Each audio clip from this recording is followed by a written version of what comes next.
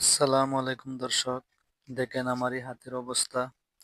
আমি কারেন্টে শর্ট খাওয়ার পর দীর্ঘ 5 মাস হয়ে গেছে, এখনো পুরোপুরি সুস্থ হতে পারি নাই।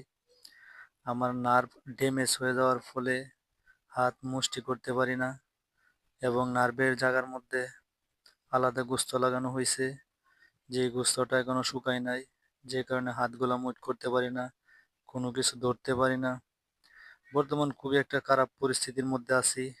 তো আপনারা সকলেই দোয়া করবেন যাতে আল্লাহ আমাকে খুব তাড়াতাড়ি সুস্থ করে দেয় আর আমার হাতটা ভালো করে দেয়, ভবিষ্যতে যাতে কাজ কাম করতে পারি সেই তৌফিক যাতে আল্লাহ তাআলা দান করে। আপনাদের কাছে এই আবেদন আমার। আর আপনাদের কাছে আমার একটা রিকোয়েস্ট, আমি আপনাদের কাছে কোনো কিছু চাই না। আমার ভিডিওটা লাইক কমেন্ট আর একটু শেয়ার করে যাবেন, এটাই আপনাদের কাছে।